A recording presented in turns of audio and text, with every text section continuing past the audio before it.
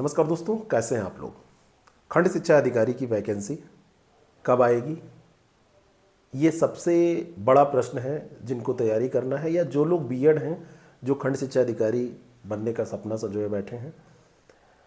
Vacancy कब आएगी ये एक अलग बात है, क्योंकि वो आयोग के हाथ में है। लेकिन बहुत सारे लोग हैं, बहुत सारे कैंडिडेट हैं जो ज़ोर शोर से तैयारी कर रहे हैं, कोई कसर नहीं छोड़ रहे हैं और लगातार प्रयास कर रहे हैं। सफलता जो होती है वो अनवरत प्रयास से ही मिलती है। आपका क्या मानना है सफलता के बारे में, या किसी को देख के आपको क्या लगता है कि कल वो असफल था, एक रिज़ल्ट आया, वो सफल हो गया? तो वास्तव में ऐसा नहीं होता है।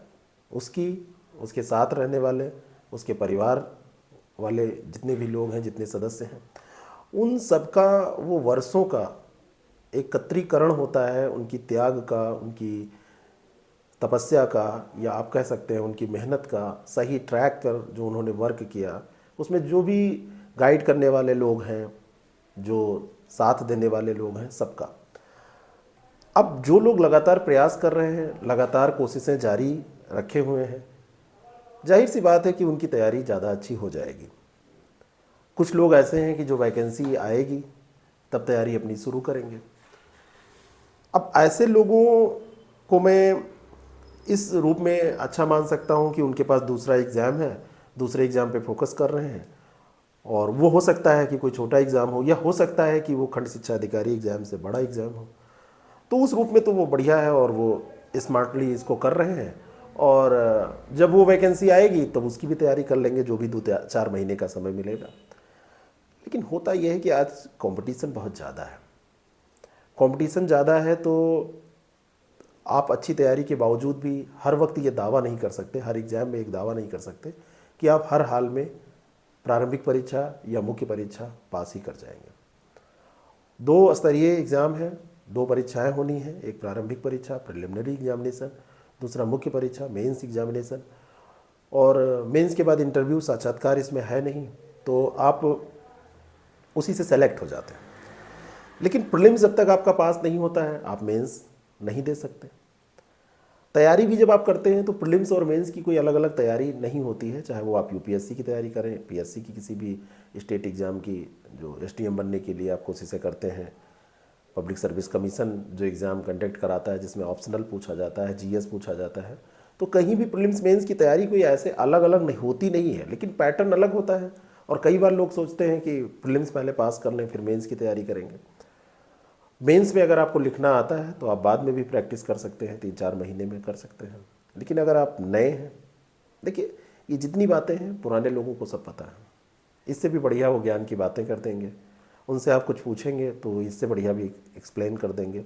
स्ट्रेटजी बनाने में आपकी ऐसी मदद वो कर देंगे, शेड्यूल बनाने में ऐसी मदद कर देंगे कि आपको लगेगा कि ये यूनिक शेड्यूल है, और 6 महीने अगर इसका पालन कर लिया जाए, आपको वीडियोस भी मिल जाएंगे ऐसे कि 6 महीने ऐसे करके देखो, फिर आपकी ज़िंदगी चमक जाएगी। आपसे सफल इंसान पूरी दुनिया में कोई नहीं होगा। 6 महीने बाद आप फिर वही वीडियो देखेंगे, फिर 6 महीने बाद वही देखेंगे, 6 महीने ऐसे समय बीतते रहेंगे। जब तक आप खुद नहीं जगेंगे तब तक कुछ नहीं होगा। तो आपकी स्ट्रेटजी आप खुद बनाइए। आपकी स्ट्रेटजी प्रीलिम्स और मेंस को साथ करने की है तैयार, या फिर केवल प्रीलिम्स को तैयार करके पहले प्रीलिम्स पास करना है फिर मेंस का एग्ज़ाम देना है, कैसी है ये आप खुद डिसाइड करिए। लेकिन तैयारी शुरू कर दीजिए, चाहे वो प्रीलिम्स मेंस की साथ में करना है, और चाहे पहले प्रीलिम्स की करना है बाद में मेंस की करना है। जो लोग अभी तैयारी नहीं शुरू कर रहे हैं, और ख़ास करके जो अभी बिल्कुल फ्रेशर हैं, नए हैं, अभी उनका पहला एग्ज़ाम है, या अभी उन्होंने इसको टारगेट नया नया बनाया है, जोश है पूरा, और वो अगर अभी खुद को ये सोच के सुस्त किए बैठे हैं कि जब वैकेंसी आ जाएगी तब करेंगे, तो वो स्थिति सही नहीं है। हमने एक प्रोग्राम इसमें चलाया था, मंजिल वीओ चल रहा है, 200 प्लस कैंडिडेट्स और ज़्यादा कैंडिडेट हैं उसमें, जो एक एक ग्रुप में आपको मिल जाएंगे, और ऐप के through classes, notes, test series, ये प्रोग्राम हमारा चल रहा है। लेकिन आप लोगों की इस बीच में जो क्वेरीज आती हैं, तो उसमें आप लोगों का सबसे पहला प्रश्न होता है कि नया बैच कब से स्टार्ट हो रहा है। तो नया बैच स्टार्ट करने का जहाँ तक मसला है वो ये है कि कुछ हमको संख्या चाहिए होती है। मान लीजिए पहले बैच में हमारे 200-250 कैंडिडेट हैं एक बैच में, और उस बैच के बाद हम दूसरा बैच लॉन्च करते हैं, तो हमारे लिए काम काफ़ी बढ़ता है। टाइमली क्लासेस देना, टेस्ट देना, जो भी हैं टेस्ट देना, टाइमली उनको बनाना, और सारी चीज़ें हैं जो टीम का काम बढ़ जाता है। तो हमारे पास कुछ जब स्ट्रेंथ होती है तभी हम बैच स्टार्ट कर पाते हैं, क्योंकि हमारे लिए तो काम उतना ही है, चाहे वो एक कैंडिडेट है चाहे वो 50 कैंडिडेट है। हाँ, उसके ऊपर जब बढ़ते हैं तो काम बढ़ता है, क्योंकि सबको मैनेज करना, सबके लिए ऐप पे व्यवस्था करना, सब कुछ थोड़ा सा अलग हो जाता है। ग्रुप भी हम साथ में लेके चलते हैं, डाउट सेशन भी करते हैं, तो इस लिहाज से हमको कुछ संख्या चाहिए। अगर नए बैच में बहुत सारे लोग हैं, जैसे पुराना बैच और नया बैच में ये अंतर है कि नए बैच को हम एक शेड्यूल करके, एक प्लानिंग करके, और उसमें हम चलते हैं कि हम एक सुबह क्लास करेंगे, एक शाम को करेंगे, और उस हिसाब से चलते हैं। पहले के बैच में हम 2 क्लास किए थे, मान लो आप कोई नया बैच लॉन्च करेंगे तो उसमें हम 3 क्लास रख सकते हैं। रोज़ आपकी 2.5-3 घंटे की क्लास हो, एक एक घंटे 40 मिनट 50 मिनट की एक क्लास, और 3 क्लास आपको दी जाए, जैसे 3-3 सब्जेक्ट, या एक ही सब्जेक्ट में 2 क्लास अगर चलाई जाए तो जल्दी जल्दी कवर हो जाए। कहने का मतलब समय अब कम हो गया। 2 महीने पहले जो बैच चला था, 1.5 महीने पहले बैच चला था, उससे समय अब आपके पास कम है, तो उसको जब पहले हम 2 क्लास देते थे, अब 3 क्लास दे के कवर कर लें।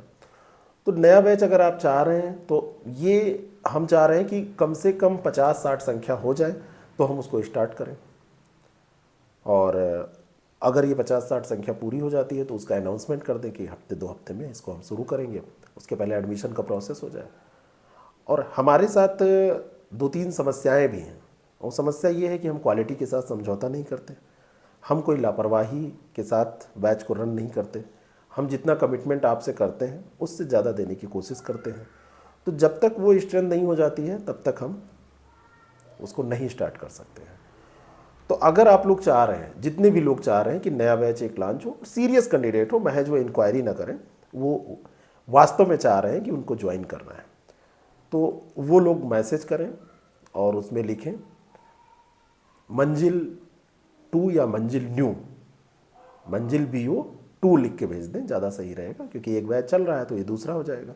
तो मंजिल BO 2 ये लिख के भेजें, और आपके स्क्रीन पर भी नंबर दिख रहे हैं, 2 नंबर है हमारे, व्हाट्सएप नंबर और कॉलिंग नंबर दोनों हैं, 6307281212 और 7408281211।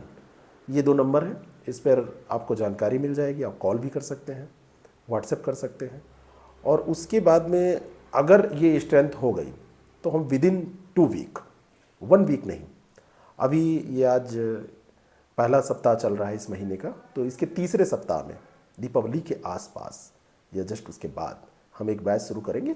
लेकिन उसमें ये चीज़ रहेगी कि थोड़ा सा आपको मेहनत उसमें ज़्यादा करनी पड़ेगी। अभी के बैच में हमने 2 क्लासेस चलाई हैं, अब जो आगे बैच होगा उसमें हम 3 क्लासेस चलाएंगे, एक सुबह, एक दोपहर, एक शाम।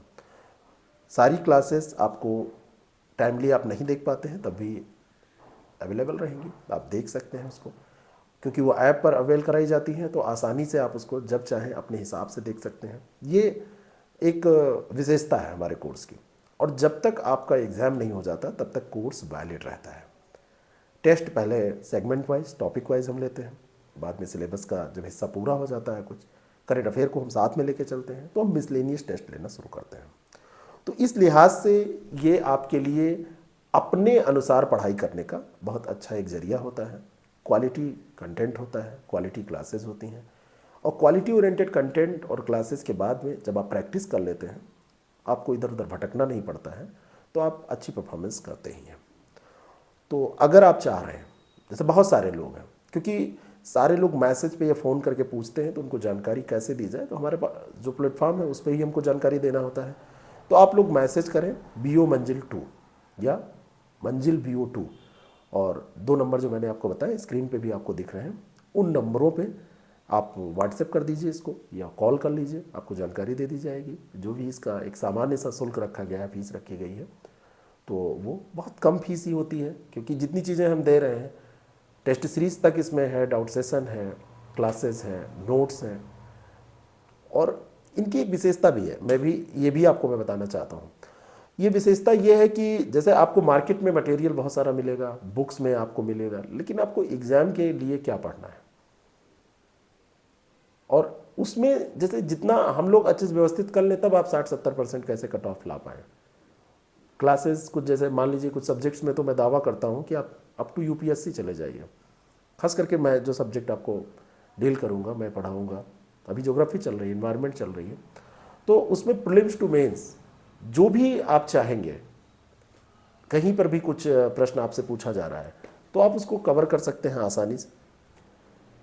आप उन सारी चीज़ों को लिख भी सकते हैं जो बीओ में चाहे पूछी जा रही हैं 25 शब्दों में, 50 शब्दों में, 100-150 शब्दों में, पीएससी में पूछी जा रही हैं, यूपीएससी में पूछी जा रही हैं, और प्रीलिम्स में भी जवाब दे सकते हैं। तो इस लिहाज से ये बैच आपके लिए बड़ा फ्रूटफुल, बड़ा बेनिफिशियल हो सकता है कॉन्सेप्ट को क्लियर करने के मामले में, अपनी समझ को विकसित करने के मामले में, और इस एग्ज़ाम को पास करने के मामले में भी। तो अगर आप इसमें रुचि रखते हैं और इस एग्ज़ाम को व्यवस्थित तरीके से कम समय में तैयारी करके पास करना चाहते हैं तो आप हमसे जुड़ सकते हैं। आपका बहुत बहुत स्वागत है। Thank you so much.